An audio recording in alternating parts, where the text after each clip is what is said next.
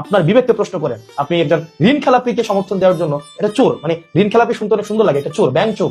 মানে যারা ব্যাংক চোর, জনগণের টাকা চুরি করে দেয়, মানে কেউ হচ্ছে সরাসরি পকেট মারি করে, আবার কেউ হচ্ছে বাড়ি থেকে টাকা চুরি করে, কেউ ব্যাংক থেকে টাকা চুরি করে, হচ্ছে কি এলিট শ্রেণীর চোর। এরা হচ্ছে চোর, এদের লজ্জা হওয়া উচিত। এই চোরগুলা ব্যাংক থেকে টাকা চুরি করে পরে হচ্ছে নিজের ছেলে মেয়েদেরকে এবং পরিবারকে বিলাসী জীবন যাপন করায়। ওদের লজ্জা হওয়া উচিত এই ব্যাংক চোরদেরকে। এই ব্যাংক চোর এবং হচ্ছে এই যে জনগণের টাকা যারা চুরি করে, আপনারা যারা এদের পক্ষ নিচ্ছেন, নিজেকে একবার চিন্তা করে দেখেন তো। আপনার সন্তান কিন্তু ঠিকই প্রাইমারি স্কুলে পড়ে, আপনার ছেলেকে কিন্তু ঠিকই দুবাই গিয়ে হচ্ছে কামলা দিচ্ছে আমার বাপের মতো, আপনার ছেলে হচ্ছে ঠিকই ওমান, দুবাই, কাতার, সৌদি আরব যাচ্ছে। আপনি দেখা যায় বয়স হলে স্যার বলতে হয়, নেতার পিছনে খাটতে খাটতে চাটতে জুতা শেষ হয়ে যায় এবং জিহ্বাও ক্ষয় হয়ে যায়, কিন্তু নেতার ছেলে ঠিকই আবার ঘুরে এসে আপনার নেতা হয়ে যায়। এই গোলামির জীবন আর কতদিন? এই মনস্তাত্ত্বিক ভাবে আর কতদিন গোলাম থাকবেন?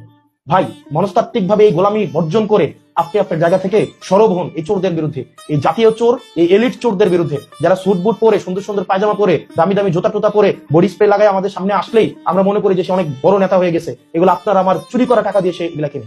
আপনার আমার যে টাকাগুলা, এগুলা ব্যাংকে রাখা ট্যাক্সের টাকা, সেগুলো তারা চুরি করে তারা হচ্ছে বিলাসী জীবন যাপন করে।